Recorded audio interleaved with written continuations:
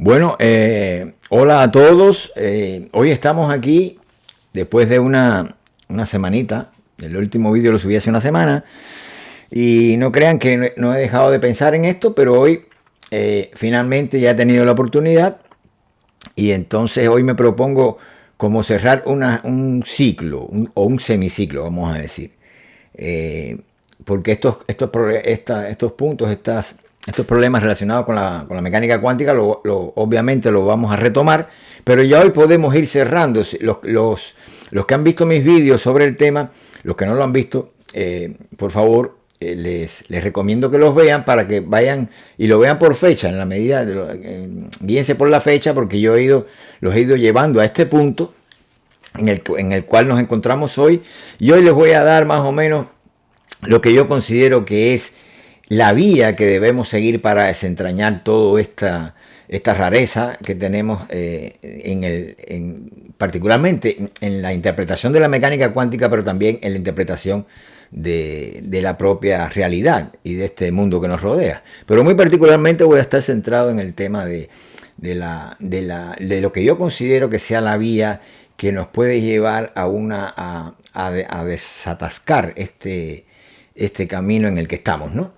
Entonces, yo siempre, en otros vídeos le he dicho que el problema básico que tiene la mecánica cuántica ha sido en el orden o relacionado con el tema de su no comprensión, de su rareza, etcétera, del tema del problema de la medición tan importante en mecánica cuántica y de las conclusiones tan extrañas y absurdas que se han sacado a partir de aquí también, que todo eso tiene una base cinemática. Se lo dije desde el principio. Si nosotros tenemos que reinterpretar los conceptos elementales de espacio, tiempo, movimiento, energía, posición, velocidad, todas esas cosas, porque eso es lo que nos puede llevar a la comprensión de este fenómeno, que no lo tenemos claro, señores.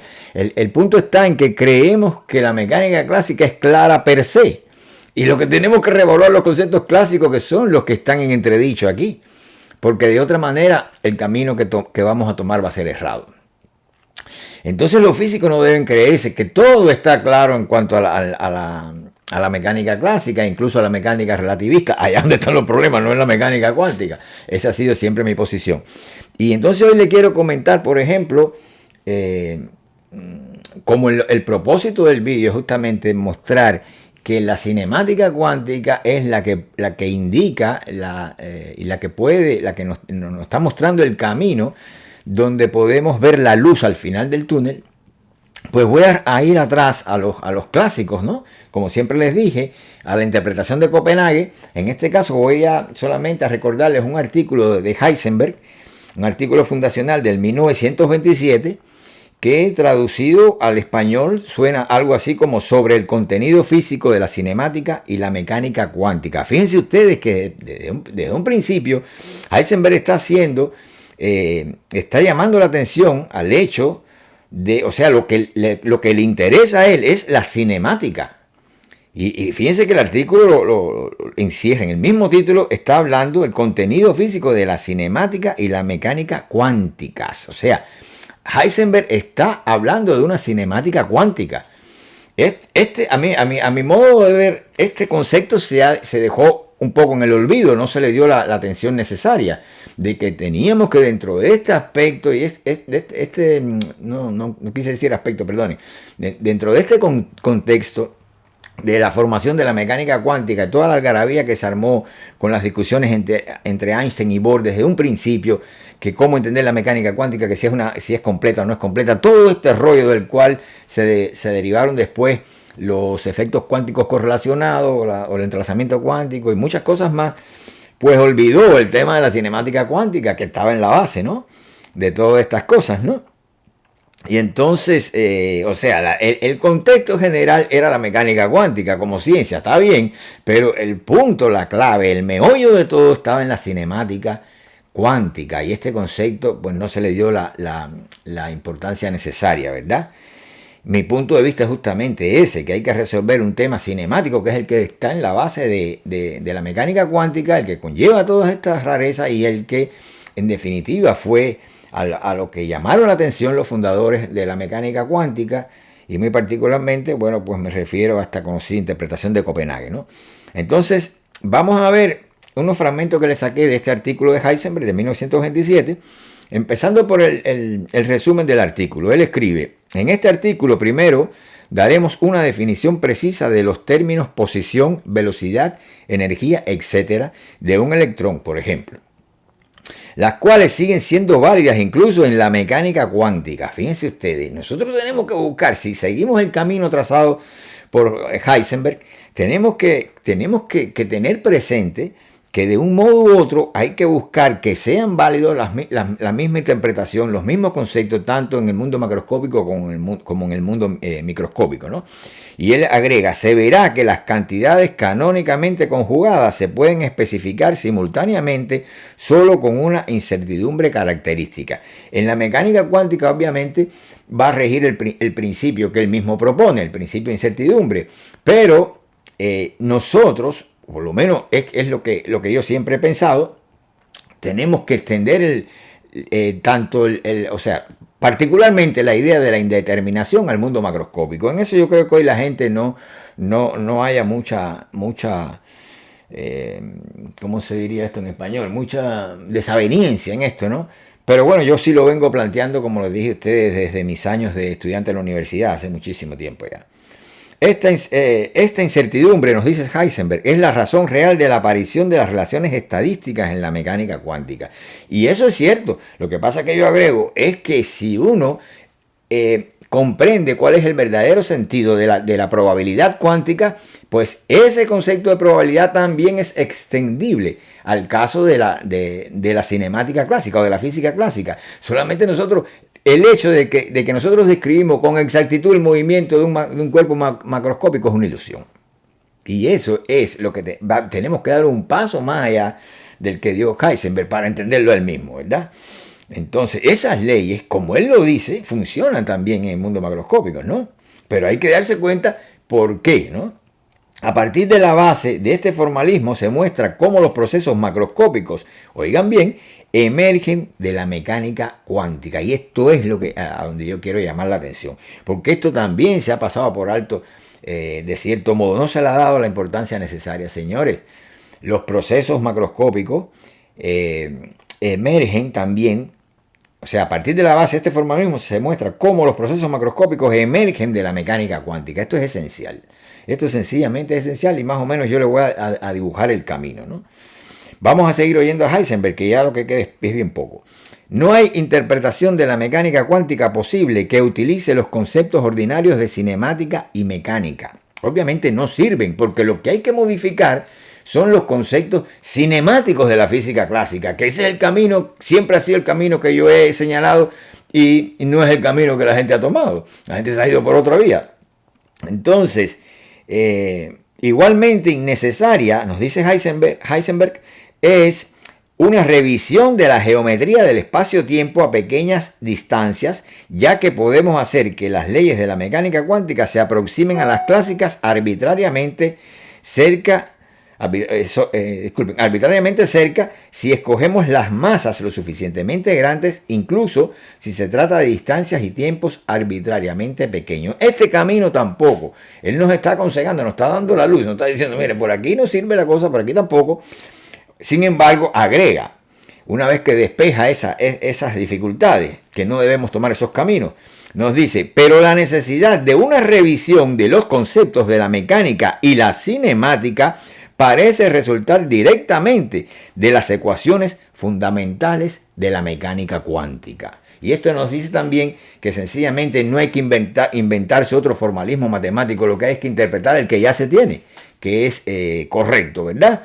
Entonces, como les decía, es el camino que yo he tomado desde la filosofía, relacionado con la interpretación de la mecánica cuántica y muy particularmente con la necesidad de creación de una cinemática cuántica. Esto, señores, no necesita fórmula, es lo que nos está diciendo Heisenberg aquí. No necesitamos fórmula, necesitamos sencillamente entender mejor el formalismo que ya se tiene, ¿verdad?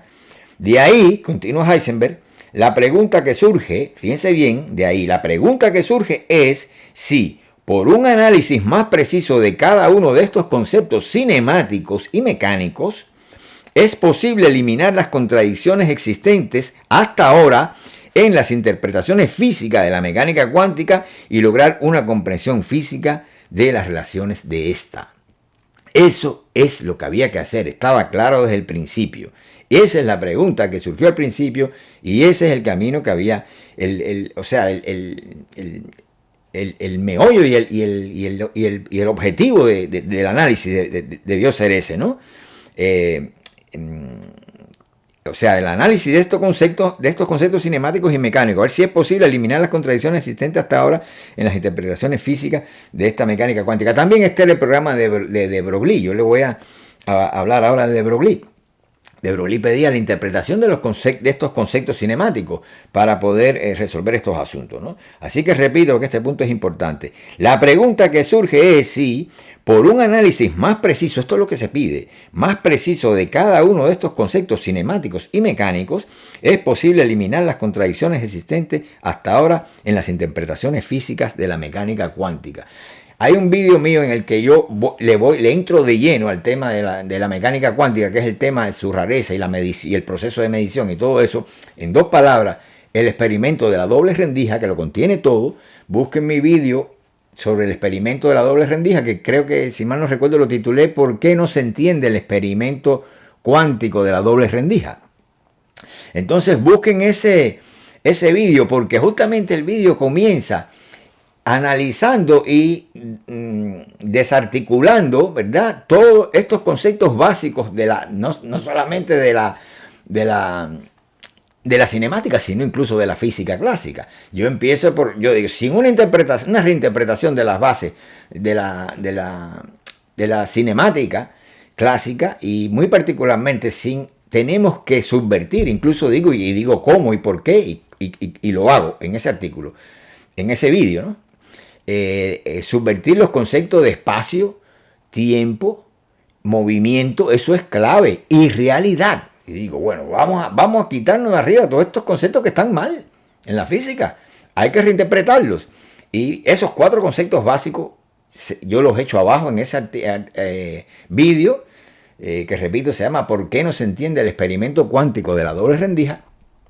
Y una vez que eso se ha aclarado, que se ha barrido con esos conceptos que no funcionan y que no sirven, entonces entro en el análisis del experimento de la doble rendija para explicar lo que no se entiende y para explicar que no hay rareza ninguna. O sea, para dar esa respuesta que tanto se ha buscado. Pero bueno, ¿qué es lo que pasa aquí? Que no entendemos el experimento de la doble rendija, que dice esto, que si la realidad, que si la conciencia, todo eso lo dejo clarito para que se vea que no hay ningún tipo de rareza. Pero hay que entender muy bien que la interpretación del mundo macroscópico necesita ser revisada para entender la mecánica cuántica. ¿Ok? Busquen ese vídeo. Entonces, es lo mismo que está diciendo Heisenberg aquí, ¿no? Que esa es justamente la que debe ser la pregunta. Vamos ahora a ver qué dice. Bueno, ya que él habla de esos conceptos, vayan al vídeo donde yo analizo esos conceptos, los desmonto, ¿no? Y los reinterpreto de otra manera. Pero vamos a sumarle ahora, ya de una manera mucho más relacionada específicamente ya con lo que es la cinemática. Vamos a ver estos conceptos. Así, pueden buscar una definición cualquiera. En este caso yo la extraje de un artículo que ya no puse aquí, no tengo la referencia aquí, pero ustedes pueden buscarla en internet, cualquiera que sea definiciones clásicas de la cinemática, y van a ver qué contradictorias son. Por ejemplo, vamos a tomar el concepto de trayectoria, que es lo que estaba pidiendo Heisenberg, y en definitiva lo que va a pedir de Broglie, que después se los voy a comentar qué entendía de Broglie por una cinemática cuántica. El concepto de trayectoria, por ejemplo, vamos a ver una definición. Oigan esto, es el trayecto que describe un cuerpo al desplazarse respecto a un sistema de referencia. Dicho de otra forma, es la sucesión de puntos que recorre un cuerpo. Al unirlos, estos puntos, obtenemos la trayectoria que ha descrito dicho cuerpo, ¿no? El módulo de la trayectoria, el módulo de la trayectoria es la distancia recorrida. Bueno, en este momento no nos interesa la distancia, pero lo importante es ¿Qué nos está diciendo esto? Que una trayectoria, señores, es una trayectoria. Esto no puede ser más tautológico. La trayectoria es el trayecto que describe un cuerpo. Ya está dicho todo. Bueno, la trayectoria es una trayectoria. Yo lo que quiero es que usted me explique lo que es la trayectoria, ¿verdad? Y entonces, obviamente, con esta tautología no se entiende nada que no sea el hecho de que una trayectoria se identifica con el espacio recorrido. Pero ya estamos viendo, señores, si estamos hablando de una cinemática, nosotros lo que necesitamos es el movimiento, ¿verdad? La descripción del movimiento de un cuerpo. Ante todo, eso tiene que ser descrito, pero no una sucesión de estados de reposo, que es lo que viene haciendo la trayectoria, y cuando se identifica el movimiento con el espacio recorrido, ¿verdad? Entonces, desde el principio esto está mal. Esto fue lo que denunció Zenón de Lea. Esto retrocede, no que ya Newton a Galileo, retrocede incluso a Zenón. Lo que pasa es que la diferencia es que Zenón sí sabía que eso estaba mal y lo expuso en sus paradojas, particularmente con la flecha, pero en todas, pero muy particularmente con la flecha en vuelo. Dijo, ¿esto es lo que entienden ustedes por movimiento? Pues eso no es movimiento. Entonces, ¿qué cinemática puede haber ahí si es una estática determinista? No es cinemática, señores. La cinemática puede ser exclusivamente una cinemática cuántica, porque de otro modo sería una estática determinista, que es lo que nos vendieron a título de cinemática en estos marcos interpretativos que conocemos como la física clásica y la física relativista. Pura estática determinista. Vamos a ver el concepto de movimiento. Es el cambio de posición. Por ejemplo, por movimiento se entiende el cambio de posición que experimenta un cuerpo en el espacio en un determinado periodo de tiempo. El cambio de posición que experimenta un cuerpo en el espacio en un determinado periodo de tiempo. Todo movimiento depende de un sistema de referencia desde el cual se observa. Aquí, ¿qué nos están diciendo aquí? Bueno, en primer lugar, todo movimiento es una trayectoria. Volvemos al mismo punto. No hemos salido de ahí, ¿verdad? Dando vueltas acerca de lo mismo, ¿no? Todo movimiento es una trayectoria, por cuanto todo cambio de posición implica recorrer un espacio. Pero ¿qué es lo que pasa con esto, señores? Que el movimiento es algo reconstruido, es una descripción post factum, a posteriori, como decía Kant, el filósofo Kant. De eso estamos hablando, y lo que nos estamos reconstruyendo es, estamos sustituyendo el movimiento por una sucesión, una serie de estados de reposo, que es ese movimiento reconstruido, ¿entienden? Como una serie de posiciones. Pero ahí no hay movimiento, y se supone que si queremos una cinemática, queremos construir una cinemática, particularmente una cinemática cuántica, nosotros necesitamos hablar del movimiento, no del reposo, que es lo que ha sido la cinemática. Increíblemente, por cinemática se ha entendido reposo, una ciencia acerca del reposo, lo cual es absolutamente contradictorio. Entonces, veamos otra definición. Fíjense que la definición de trayectoria, ¿qué nos lleva? Al reposo. La definición de movimiento que acabo de dar, ¿a qué nos lleva? Al reposo también, por muy contradictorio que parezca.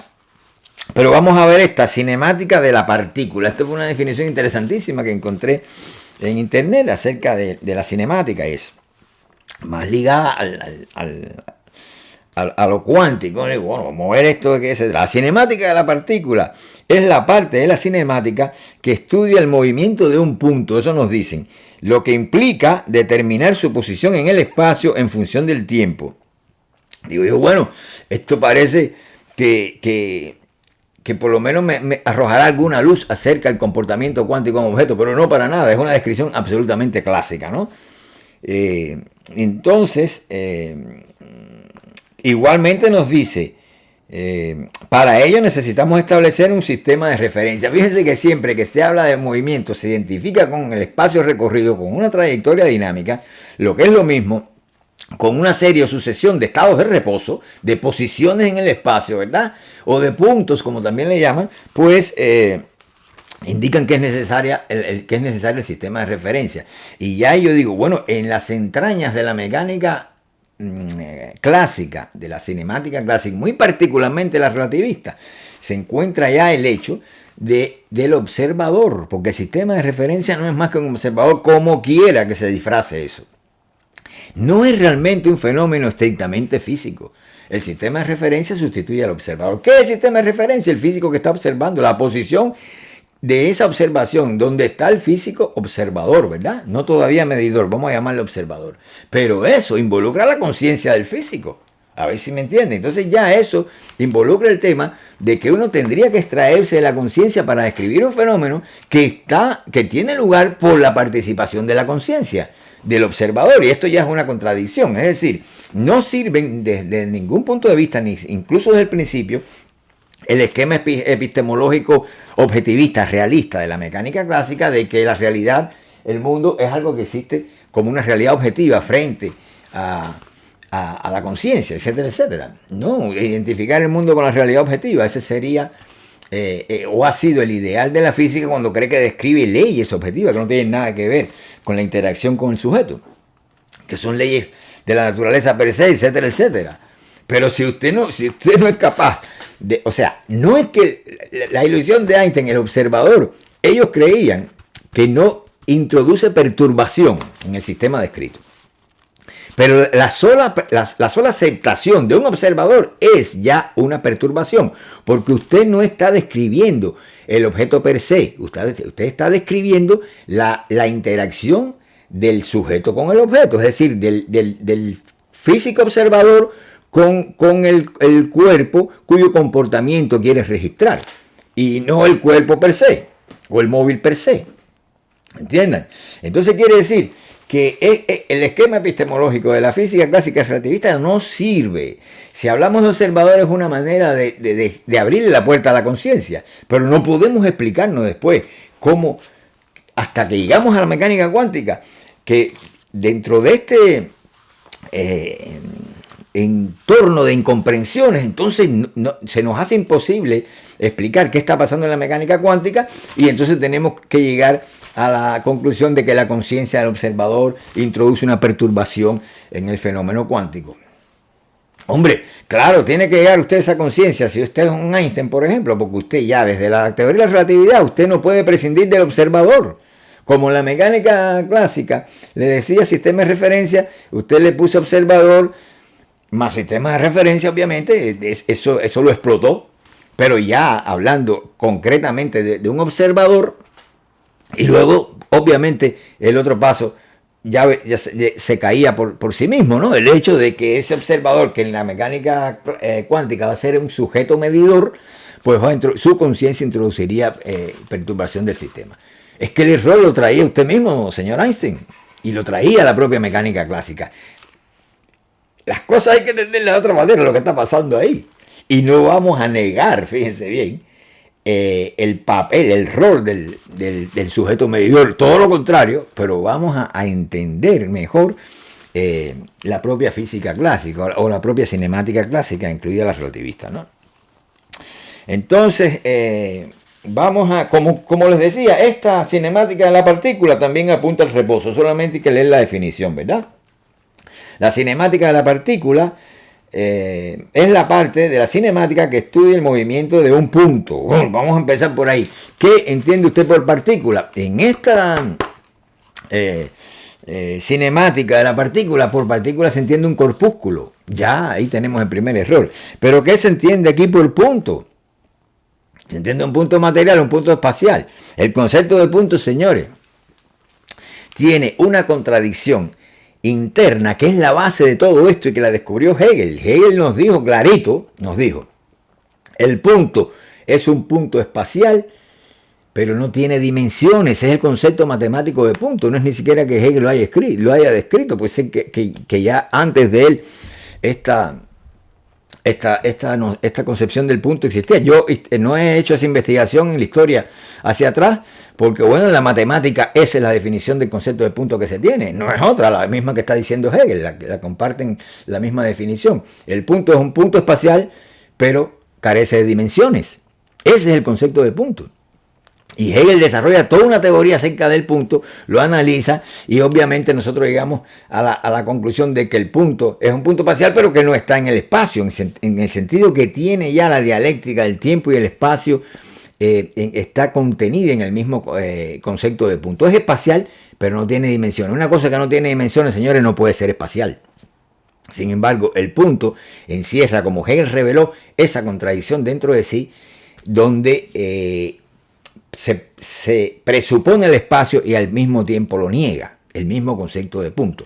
El análisis de Hegel del concepto de punto lo va a llevar al concepto de línea y el concepto de línea lo va a llevar al análisis de lo que es la superficie. Es decir, si el punto se mueve, genera una línea, y si la línea se desplaza, genera una superficie, y si la superficie se mueve, a su vez genera un tiempo tridimensional. Y Hegel, del concepto de punto de esa dialéctica, extrae un cuerpo con toda su geometría, un cuerpo tridimensional, a partir del punto espacial.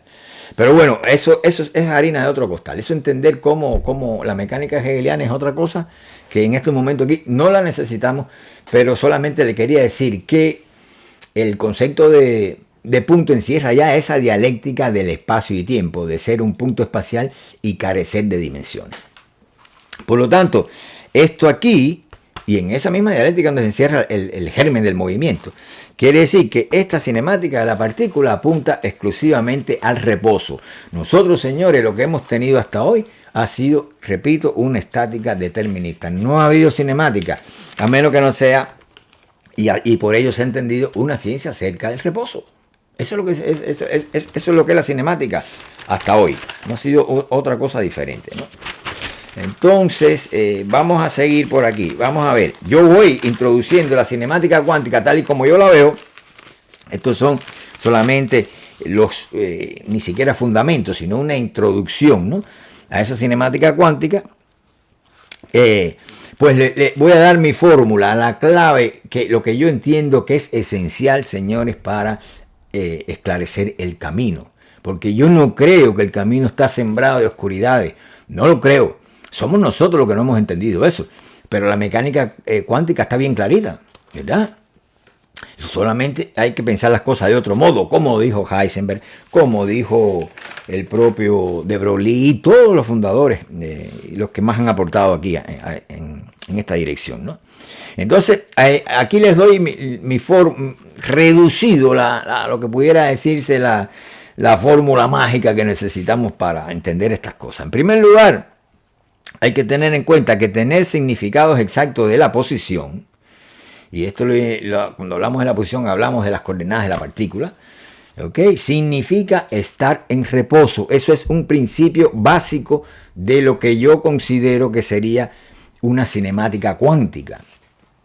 Tener significados exactos de la posición, entiéndase X y Z, porque el tiempo no juega ningún papel en esto, como no juega ningún papel en las ecuaciones de la mecánica, significa estar en reposo. Esto es básico.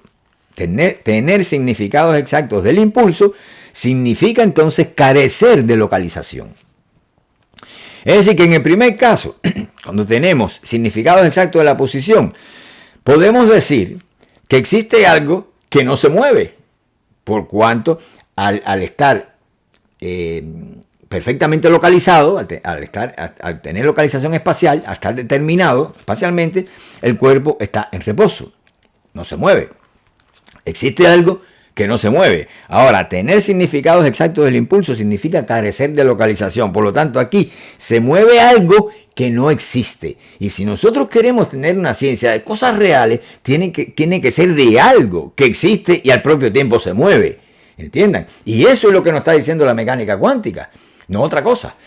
Por lo tanto, desde el punto de vista clásico, nosotros que estamos acostumbrados a un mundo inerte, a un mundo de masas estáticas, nosotros nunca, no estamos describiendo la realidad, señores. Son idealizaciones. Y con esas idealizaciones no nos alcanza para entender la mecánica cuántica. Por eso la encontramos rara, ¿verdad?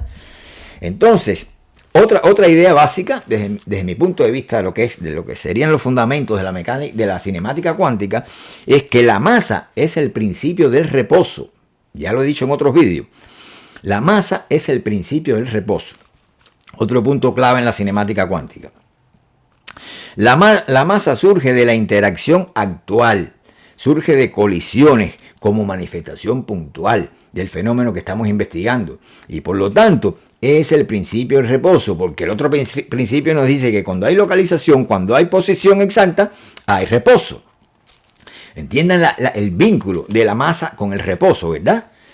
Es muy, muy importante esto. De aquí se sigue que ningún cuerpo en movimiento tiene masa. Señores, ningún cuerpo en movimiento tiene masa. Einstein nos ha tomado el pelo. Nos ha tomado el pelo. Por Dios, se inventó la masa relativista y todas esas cosas. Ningún cuerpo, es una contradicción. No tiene lógica ninguna. Ningún cuerpo en movimiento tiene masa, no puede tener masa. ¿Ok?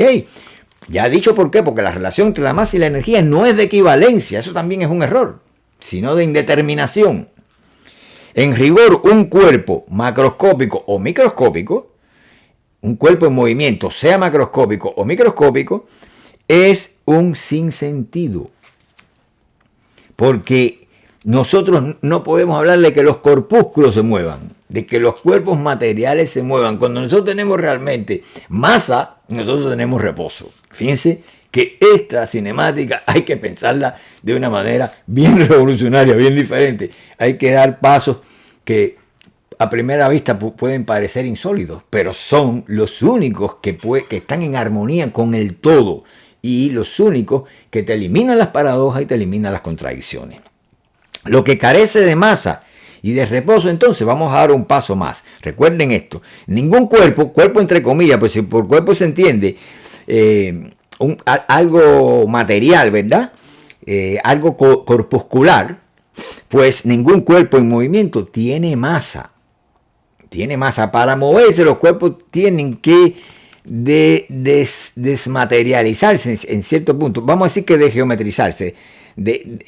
Tienen que dejar de ser masa para convertirse en otra cosa. De otra manera no se pueden mover, porque un cuerpo no se mueve en un espacio vacío que es un estante en el cual se realiza ese trayecto. No, eso no es así. Un cuerpo se mueve justamente porque es capaz de materializarse, en el sentido de que ese cuerpo se va a temporizar, y cuando se temporiza no tiene localización espacial definida, no tiene posiciones. Por lo tanto, lo que se mueve en rigor no es un corpúsculo. A ver si me entienden, sino lo que puede ser la posibilidad de un corpúsculo. Pero el corpúsculo se ha dematerializado para poder moverse. Es por eso que puede moverse, porque se temporiza. Se vuelve, señores, algo muy parecido a lo que llamamos energía. Eso es lo que hace posible que las cosas se muevan o que ese cuerpo se mueva. Si usted no lleva pareja la idea del movimiento de un corpúsculo con su dematerialización, que es lo mismo que con su conversión en energía, para decirlo de otra manera, y que no puede ser energía y masa al mismo tiempo. Esa es la razón por la cual el principio de equivalencia no es cierto. Entonces, usted no puede explicar ni puede entender lo que es la mecánica cuántica. Por lo tanto, en rigor, un cuerpo, sea macroscópico o no, y esto es válido, que lo bueno que tiene la cinemática cuántica, por lo menos la que yo visualizo, es que es válida en los niveles macro y micro, ¿verdad? Hablar de un cuerpo en movimiento es un sinsentido. El cuerpo como tal, como corpúsculo, si lo considera así, en su sentido puramente material corpuscular, o sea, en el sentido de que algo que tenga masa, eso no tiene ningún sentido, porque tendría que convertir su masa, transformar esa masa se transformaría en energía para poder moverse, ¿verdad? Y cuando se transforma en energía, pues obviamente ya no estamos hablando de un corpúsculo. A ver si me entienden. Por lo tanto, decir que un cuerpo se mueve, en cierto modo, es un sinsentido, ¿no? Obviamente entendido como corpúsculo. Recuerden que esto nos lleva a que una partícula elemental, y veremos a ver si no también un cuerpo macroscópico, es como decimos ya en mecánica cuántica, onda corpúsculo al mismo tiempo. Por lo tanto, de aquí se puede decir ya que lo que carece de masa y de reposo es energía. Ese es el otro paso que tenemos que dar, el otro principio que tenemos que establecer. Lo que carece de masa y de reposo es energía. Obviamente, con toda la lógica del mundo se desprende de ahí. Por lo tanto, hay que decir que el tiempo está del lado de la energía. Si bien el espacio está del lado de la masa, el tiempo está del lado de la energía. Y esto nos hace ver también que las relaciones entre espacio y tiempo son igualmente de indeterminación, pero en una indeterminación a un nivel más hegeliano que heisenbergiano. O sea, hay que entenderlo en el sentido de que ellos se excluyen, no se dan simultáneamente, como pasa en la mecánica cuántica, pero al propio tiempo se presuponen y no pueden existir el uno sin el otro.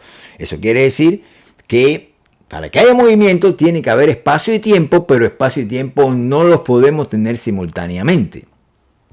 Esto yo lo he mostrado en otros vídeos, en mis libros, y en fin, hasta el propio Hegel, porque la idea la desarrollé a partir de Hegel, lo ha demostrado en sus análisis de la filosofía de Zenón de Lea, en la historia de la filosofía de Hegel. Vean lecciones sobre la historia de la filosofía de Hegel, el capítulo dedicado a Zenón de Lea, y vean también en la filosofía de la naturaleza de Hegel, que es el tomo segundo de su enciclopedia La ciencia filosófica, en 3 tomos. Vean allí también la primera parte que se titula Mecánica, la mecánica hegeliana. Allí está todo eso desarrollado. Así es que el tiempo está del lado de la energía, y no solo de la energía, sino de la no localización, de la ausencia de coordenadas y de geometría, del lado de la ausencia de reposo. ¿Ok? Es por eso que se puede decir, en términos cuánticos, esto no le parece nada raro a la gente, se puede decir que el tiempo surge como consecuencia de la no conmutabilidad de ciertos operadores, en el caso de la mecánica cuántica. ¿Ok? Esa es la razón que explicaría eso. Entonces, vamos a ver que este otro momento fundamental, ¿no?, de la nueva cinemática, si le quieren llamar así, o de lo que yo propiamente considero una cinemática cuántica. Y recuerden que esto se mueve en el plano de la interpretación, por cuanto el aparato matemático no necesita ser cambiado, ¿ok?, sino entendido.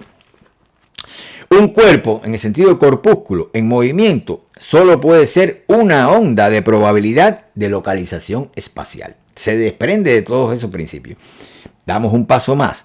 Un cuerpo, entiéndase en términos de corpúsculo, un cuerpo en movimiento, para aclarar porque digo que es un contrasentido hablar de un cuerpo en movimiento, ahora te aclaro más y digo que un cuerpo en movimiento, en sentido corpuscular, solo puede ser una onda de probabilidad de localización espacial. O sea, si ustedes quieren hablar de cuerpo en movimiento, tienen que entenderlo como onda de probabilidad de localización espacial.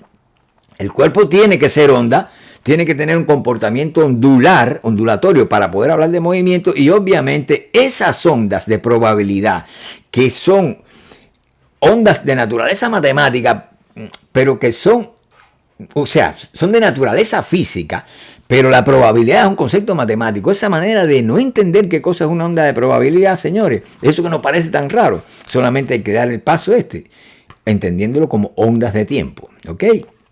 Un cuerpo, repito, o corpúsculo, un cuerpo en movimiento, corpúsculo en movimiento, solo puede ser una onda de probabilidad de localización espacial. Esto es ya describir el movimiento, ver el movimiento del lado del tiempo, como probabilidad del espacio, ¿verdad? Porque el tiempo es la probabilidad del espacio. Esta onda de probabilidad, consecuentemente, solo puede ser una onda de tiempo, y eso es lo que lo hace raro, lo que no podemos entender qué cosa es una onda de probabilidad en mecánica cuántica, ¿verdad? Esa onda de probabilidad es una onda de tiempo. La probabilidad del espacio, señores, es el tiempo, y viceversa. La probabilidad del tiempo es el espacio.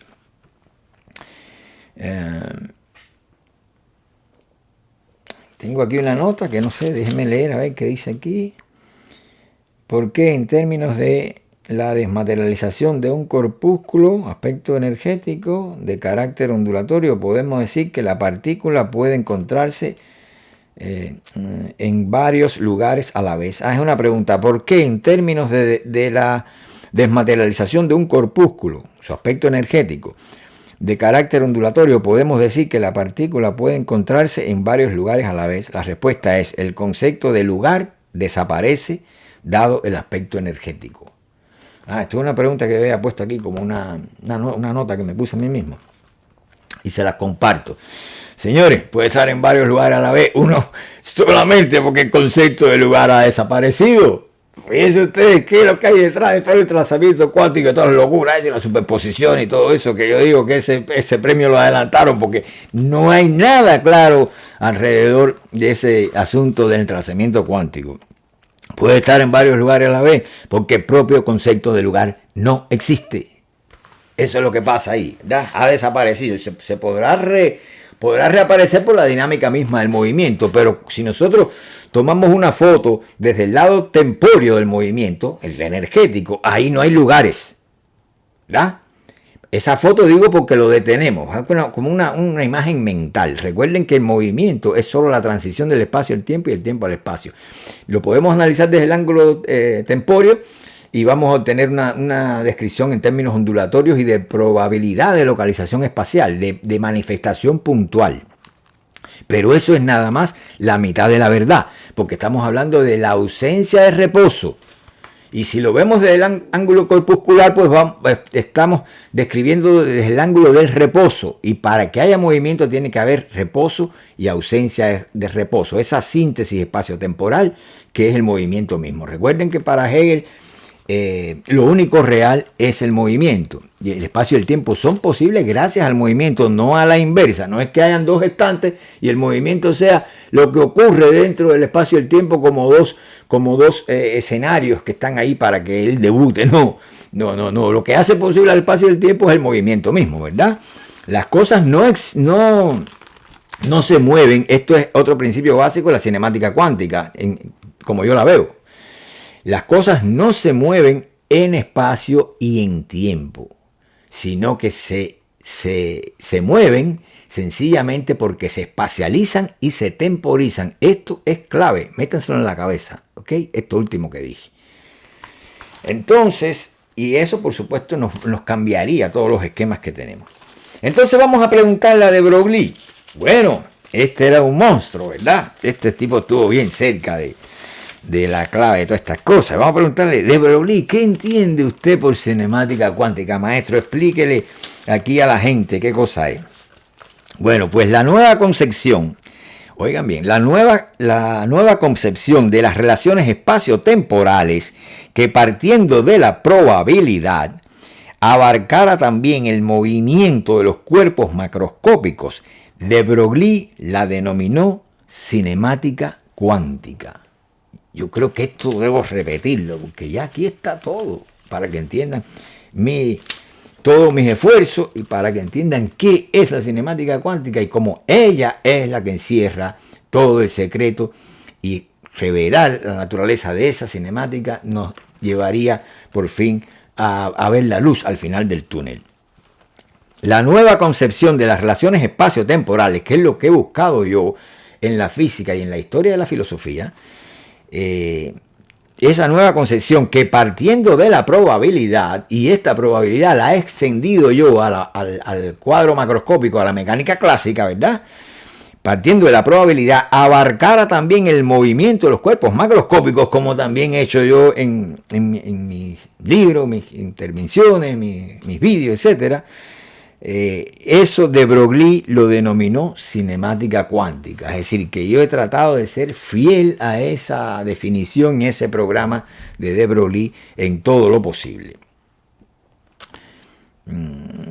Recuerden que nosotros tenemos que darle una vuelta a esto y entender el movimiento a lo hegeliano como transición del espacio al tiempo y del tiempo al espacio. Esa es la clave. Lo que está en la base de una nueva cinemática es las relaciones espaciotemporales, como está pidiendo de Broglie, y esas relaciones son de indeterminación y obviamente y de presuposición, ¿verdad? Es una relación mucho más compleja de como se ha entendido hasta hoy, y de modo que el movimiento es la transición del espacio al tiempo y del tiempo al espacio.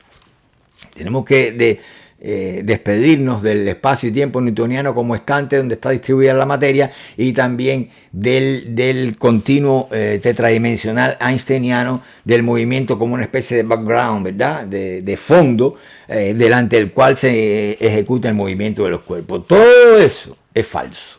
Todo eso es se encuentra, vamos a decir falso en el entendido de que estamos hablando de una parte de la realidad, o sea, estamos interpretando la realidad desde el ángulo de las idealizaciones que promueve el propio conocimiento estructurado, es decir, toda la descripción virtual de la realidad. No es que sea errónea en el sentido estricto, no es que nos tengamos que deshacernos de todo lo que pudiera ser conocimiento estructurado, de toda la realidad de conocimiento. Lo que tenemos que estrechar los límites de esa realidad, en el entendido que siendo una realidad de conocimiento es lo que yo llamo la dimensión virtual de la realidad. En cierto modo no podemos prescindir de ello, porque lo real son configuraciones acto-virtuales. La realidad misma es una configuración acto-virtual. Y esta palabra de configuración no es gratuita. Esa es la que usaba Hegel. Y esa es la que usa Heisenberg en el artículo fundacional que les comenté al principio. Y explica la peculiaridad del concepto de Gestalt en alemán. Gestalt. Y Gestalt lo podemos traducir como configuración. ¿Ok? Es así como yo lo estoy traduciendo desde Hegel, como configuración. Y esa es la palabra que yo tomé, usé y he usado en toda mi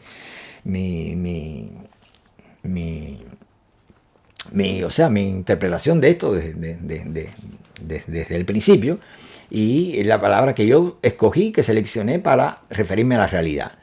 La realidad es después de todos los estudios de los sistemas filosóficos y de todas estas cosas que le hablo a ustedes, al final llegué a la conclusión de que la mejor forma de definir la realidad, usando un concepto que es hegeliano, porque el concepto de Gestalt es hegeliano, que lo usa Heisenberg, como dije ya, pues llegué a la conclusión de que la realidad no es más que una configuración acto-virtual. No podemos prescindir de ninguno de esas dos dimensiones en las cuales ella deja saber de sí y a través de las cuales se realiza, ¿verdad? En otros vídeos he explicado, he esbozado cómo se dan estas correlaciones acto-virtuales, ¿no? Claro que la respuesta se la daré mucho más adelante, cuando esté más allanado el camino, porque puede que sea la parte más difícil de entender. Creo que la forma más alta de racionalidad, como diría Husserl, son las correlaciones acto-virtuales. ¿Cómo entenderla? Eso es un gran rollo.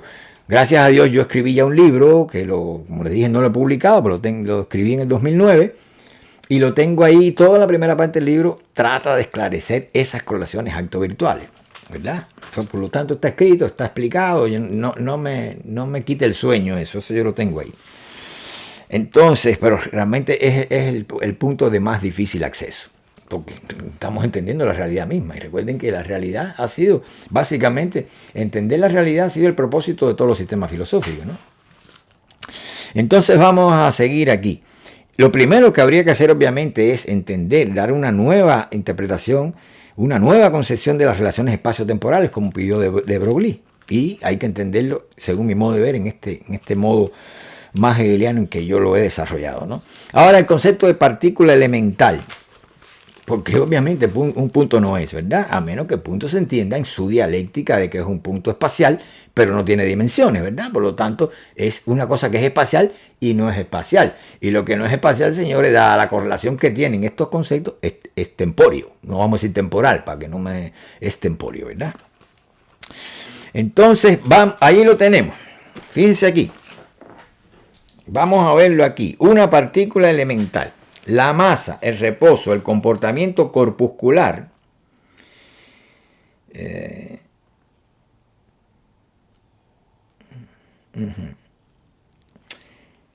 Están del lado del espacio. Vamos a ir entendiendo esto, ¿verdad? La masa, el reposo, el comportamiento corpuscular están del lado del espacio. La energía, la ausencia de reposo, lo que quiere decir el impulso. El comportamiento ondulatorio, ¿no? Impulso, momento. El comportamiento ondulatorio, todo ello están del lado del tiempo, ¿ok?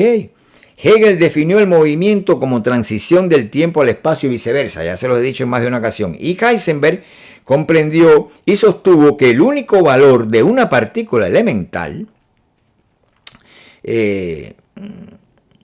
vamos a ver, emana de su concepto de probabilidad. Dijo, déjenme si tengo la cita por aquí. de Heisenberg. No creo que la tengo, pero igual. Ajá, aquí la tengo. El único valor de una partícula elemental emana, según la correlación de inexactitudes de Heisenberg, bueno, ya está recontado por mí, de su contexto de probabilidad. Fíjense, partícula elemental, su valor emana exclusivamente de su contexto de probabilidad, según la propia correlación de inexactitudes. Este es el principio de Heisenberg, ¿no? La idea de una partícula a sí misma idéntica no es posible en la mecánica cuántica. O sea, un corpúsculo a sí mismo idéntico, eso no funciona así, ¿verdad? Entonces, Hegel definió, como decía, el movimiento como transición del espacio al tiempo y viceversa, y Heisenberg comprendió y sostuvo que el único valor de una partícula elemental emana de su contexto de probabilidad. De modo que una partícula elemental para la nueva cinemática, así por lo menos la que yo visualizo, la que yo defiendo, que también se le pudiera llamar, obviamente, con de Broglie cinemática cuántica, es una unidad elemental de movimiento. O sea, una partícula elemental, en mi modo de ver, es una unidad elemental de movimiento. Si no lo entendemos así, si la entendemos nada más que en su sentido corpuscular como canicas, ¿verdad? No vamos a entender nada. Y si la entendemos obviamente en su sentido solamente ondulatorio, no vamos a entender tampoco qué es lo que está pasando. Ni reposo por un lado, ni ausencia de reposo por otro, sino reposo y ausencia de reposo, ¿verdad?